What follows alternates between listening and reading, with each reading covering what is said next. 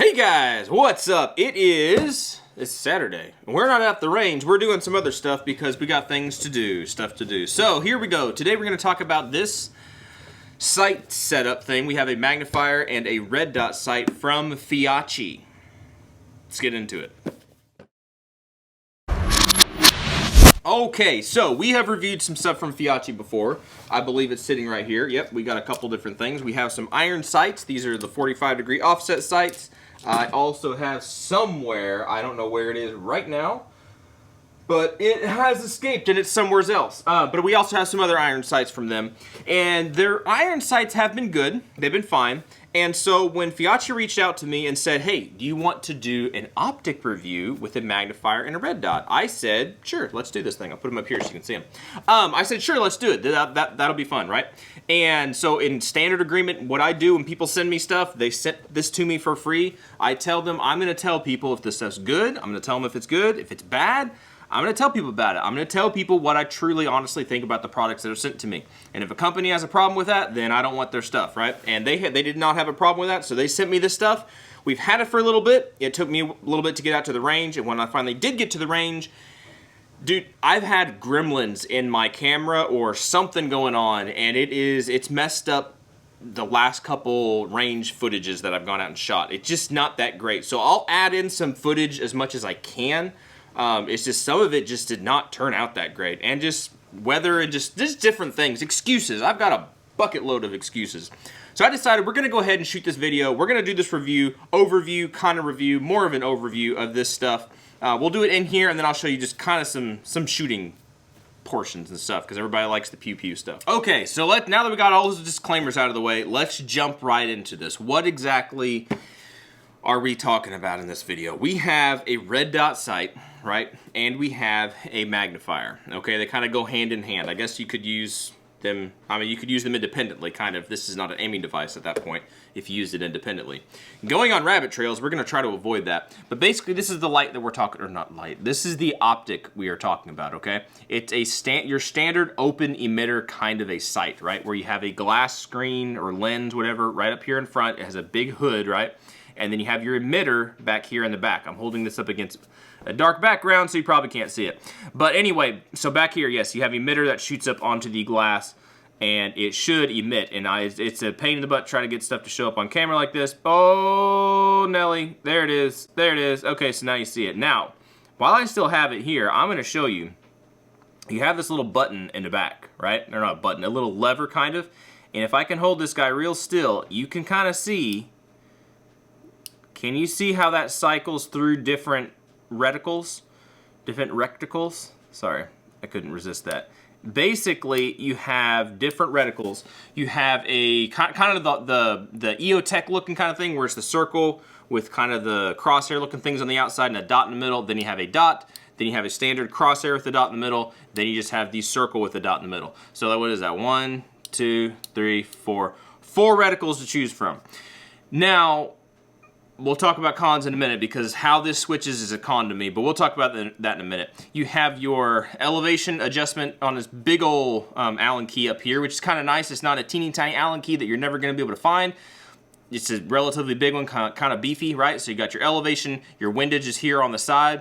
You have one button, so that is kind of nice. To operate this guy, you've got one button, to where basically when this thing is off, right, you just hit the button and it'll turn on, and I don't think it will turn on to its last setting. Let's just test that. If I turn it on high and I turn it off and I turn it on, oh, it came up to the last setting. So there you go. I guess it comes back to the last setting that you had it on, right? But you can cycle through your different brightness settings, okay? I don't remember how exactly many brightness settings there are, but it can get pretty bright. Yeah, when you're outside in the snow and all the stuff going on, right, and the sun's glaring back at you, I did not have a problem seeing the sight, right? I did not have a problem, and it can get relatively dim, right? So it's not gonna. If it gets too bloomed out, you can dim it down.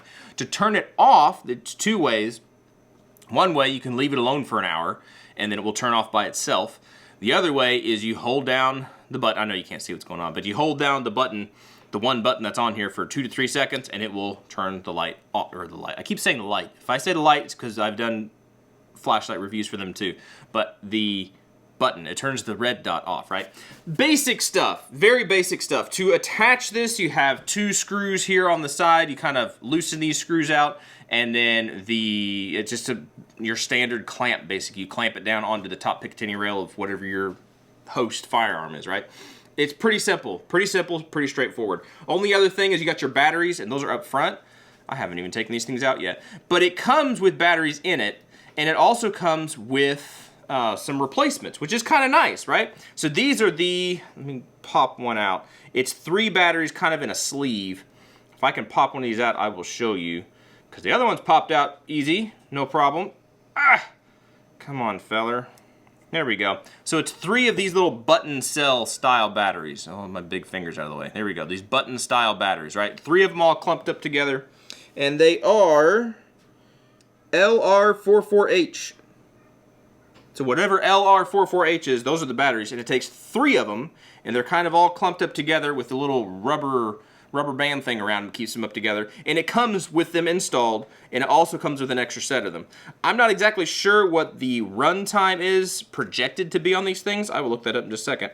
But it does come with 2 sets of batteries, and it has an auto off after an hour. So, well, I don't see on here where it says battery runtime, so not exactly sure. But it does come with 2 different sets of batteries, so you should be good for a year, maybe? I have no idea. That's just numbers I'm throwing out there. I have no idea.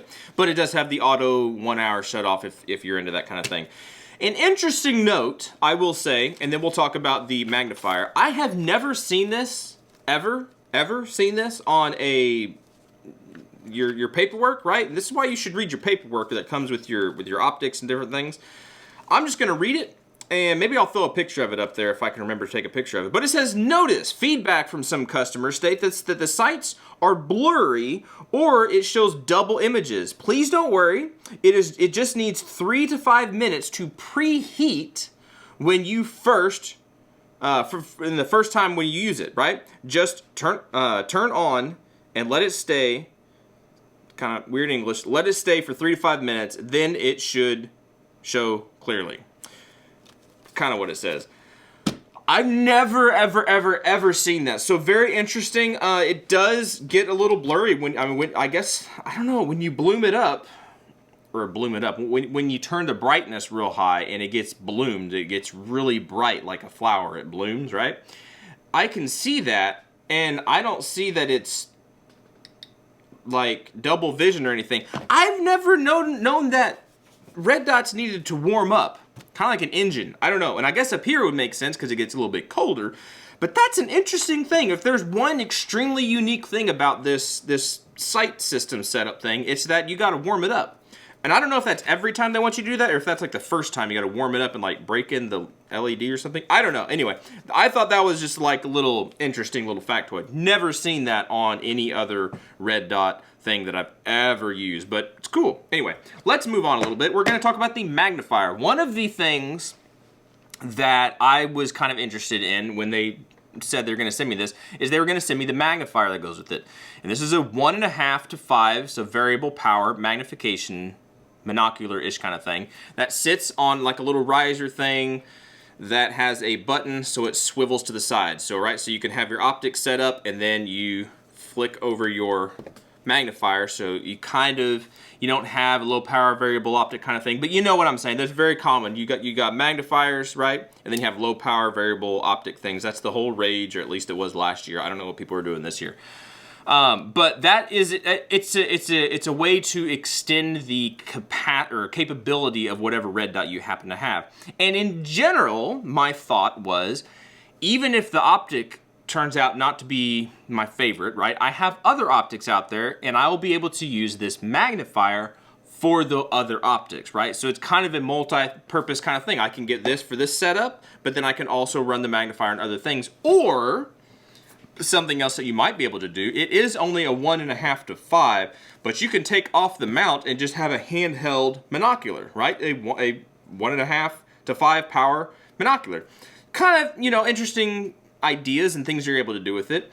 And so far, all I've really used this for is for this optic. Because this is for this review, this kind of thing, whatever. I will probably put this on a different gun and kind of run it for a little bit. But we'll talk about that in just a second. We'll talk about some cons for both of these in just a minute. There's some pros and cons. I'm just going over some details, as little detail as I'm giving you. Basically, with this guy, we already kind of talked about the mounting system on it. You can center the dot, so it has a screw on top for your elevation, and then a screw on the side, where to go on this side for your windage, right? So you can center up the dot inside of your magnifier, right? So that is nice. That is nice. They could have saved money and not had any adjustability in it and said, I hope when you mount it, it just mounts up right.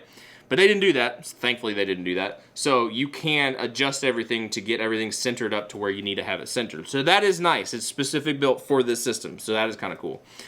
As far as anything else goes, there weren't any weird instructions that they said. They said, you know, obviously the things don't scratch the lenses and stuff. You know, use the little wipes. It's shipped with some little wipes.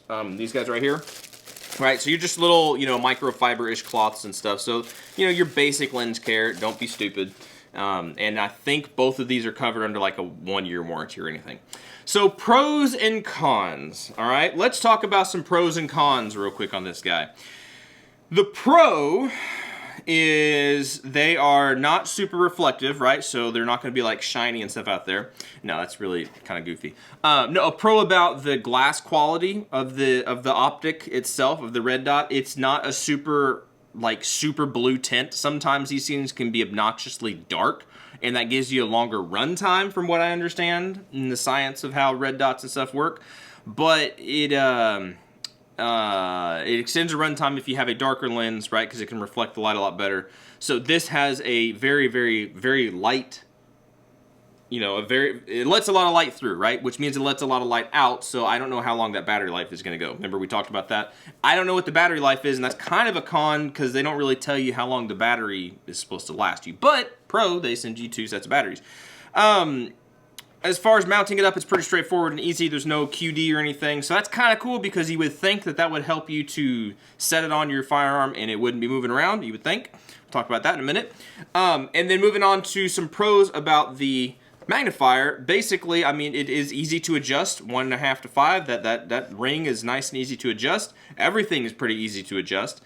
And it's got kind of an oversized attachment piece right here, the screw. You lock it down, whatever. You could use a socket kind of thing, whatever, or an open-end wrench or whatever. Just use your hands or whatever and just tighten it down. That's kind of nice. And now let's talk about some cons, okay? So let's just get the cat out of the bag. Let the cat out of the bag. This guy did not hold 0 for me, right? I've told you I will tell people if it's good, it's good. If it's bad, it's bad. This is one of those times where I'm going to tell you, maybe if you have an airsoft gun, or maybe if you have a BB gun and you just like to have some kind of a red dot on it, just something on it, whether it be for a placeholder or just for plinking around and just, you know, you're not hunting with it, you're not, you know, you're just shooting paper, you know, maybe some tin cans and stuff. There's no money riding on it, you know, you're not betting your buddy you're going to hit stuff or whatever. You just want something. That's where this guy could work, right? For me personally, and this is where I didn't get the footage was all messed up, I mounted these guys on my SIG MCX, this guy right here. 16-inch barrel, right? 5.56, was it a short stroke piston?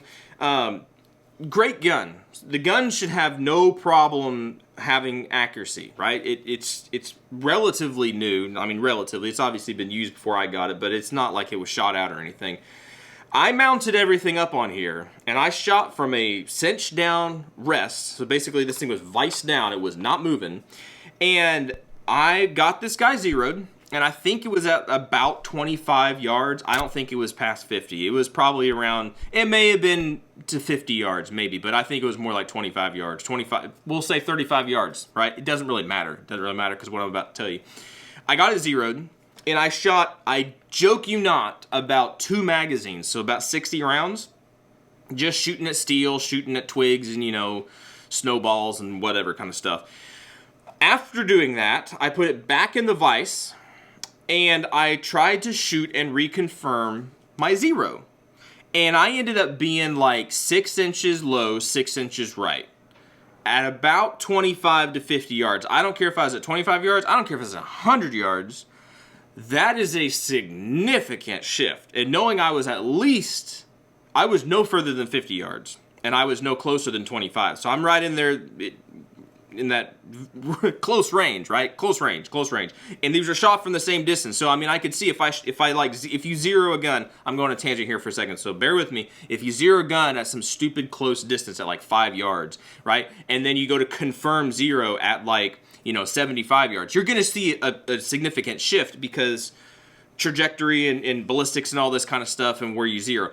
I put this in the vise at the same exact spot. The vise never moved. Where I locked this guy down, he didn't move. The target itself did not move. So there's no variation there. It's the same ammo, literally within about 10 minutes, right? Because I didn't, just burn down 60 rounds. I just shot a little bit, and just messed around with some things. And then I went to go confirm the zero, and it was literally like 6 inches low, 6 inches right. It was crazy. So I'm not 100% sure if that was strictly solely like the mount came loose or something, because if you can tell, let me step behind the camera. I'm going to show you if you can see this. All right, so if you can see this, we're going to try this, all right? We're going to try to line this thing up. Okay, so now we have, you can see the dot, even though you can't really tell what it is, you can see that there is a dot, all right? But when you change your reticle, you have this little lever here on the back, and this is just a wheel. This thing goes all the way across, goes all the way across the other way. Well, guess what? When you change this, I'm going to hold the optic as still as I can, and I'm going to change reticles. You can see it basically just moves a wheel on the inside. That's what it seems, and so it moves that reticle. That reticle just kind of slides from one side over. Kind of like a little Ferris wheel thing.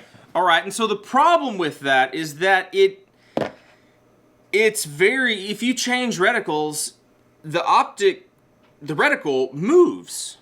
It's not like you change it and it flicks to the next one, then it flicks to the next one, then it flicks. No, it like moves. So, and you do have clicks. Listen, you do have clicks, but you can mush right past those clicks. It's not like it hits a click of this reticle and it's like rock solid, not moving. And then you got to put some effort, and then it clicks to the next one. No, it just kind of slides right through. So for the reticle itself, I'm not a fan.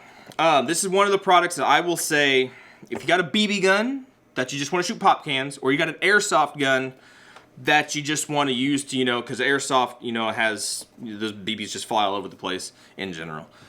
Airsofters are going to hate, and that's fine. But this is probably okay for that kind of thing, because you're just getting a general direction of it's going that way, right? Generalized going that way. That's what this guy would do. I would not put this on a real gun.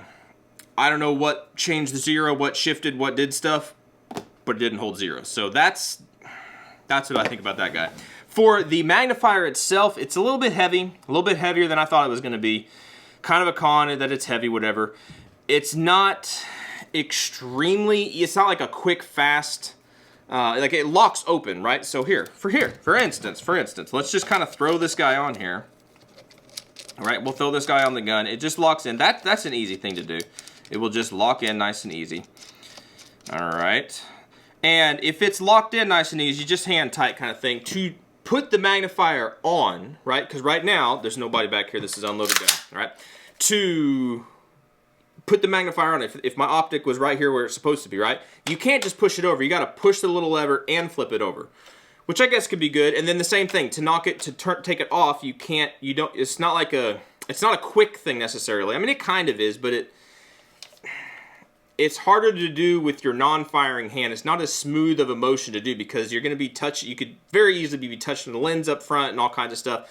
It's easier, and it's not good to do it with your firing hand. So you take your hand off your fire control, you adjust your stuff. It's just, for me, it's got a couple hiccups to it, right? For me, it's got a couple hiccups. Not to say that it's terrible, right?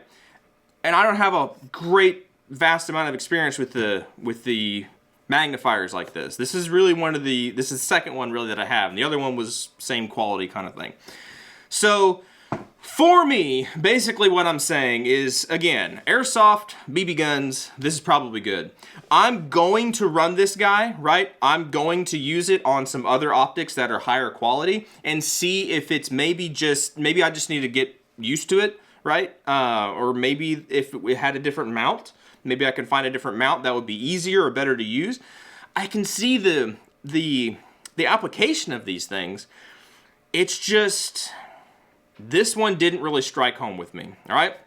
So I hate making videos. I hate making videos that are trashing a product. And I'm not gonna trash the product, but what I will say is this particular setup, in my opinion, is not going to go on an actual firearm. It's good for other things, like, again, like maybe a 22. If you're just plinking, I would not put it on a 22 you're gonna go hunting with, because I don't think that's responsible, because you could end up shooting something in a place you didn't mean to shoot it, or you could completely miss because of that shifting zero thing that's going on. But putting it on a BB gun or an airsoft gun for fun, I can see that. Time will tell on the Magnifier. I will keep using it, but we will see. It's just kind of big and chunky and bulky, but we'll see. We'll see. It's not a hard strike against the Magnifier, but it's not something I would really spend a whole lot of money on for the optic itself, all right? I hope that was just information for you guys, good information for you guys. If you're considering these things, their iron sights, I don't have a problem with their iron sights. They work just fine. I honestly do not have a problem with them. They're good. They actually have some cool design features that I appreciate, that I like. This optic system, not my flavor. Not really my flavor, all right? Anyway, guys, I hope you found that interesting. I hope you found it informative or something, some kind of helpfulness, I guess. If it was helpful or informative or whatever, please do let me know. Feyachi, don't hate me, but I told you I was going to tell people good and good and bad and bad, so I tried to give a good, fair shakedown, and that's what we got. And that's one reason it took me so long to get this review, because I was really trying to like it. But it is what it is. All right, y'all be good to be safe. I appreciate you watching, subscribing, and everything. If you want to support the channel, if you appreciate this kind of stuff that I do have a Patreon, okay? And that's just the easiest way to throw money at me for ammo, for things and stuff, and who knows what else, and I want to rebuild this background at some point, you know, stuff like that. That's an easy way to hit me up over there, and in return, I try to give you an extra video a week, more or less a current update of what exactly we're working on, behind the scenes-ish kind of stuff. Also, if you want to get something back for your money, we have Teespring, so we have some t-shirts and stuff, things like that. We're also over there on Gunstreamer and Rumble. I believe those links for all that stuff is down below if you want to check any of that out. And if you don't, it's no harm, no foul, because I never check out other people's stuff either. So, yeah, pot calling the kettle black, something like that. All right, y'all be good, be safe. Hopefully we'll catch you guys in the next video.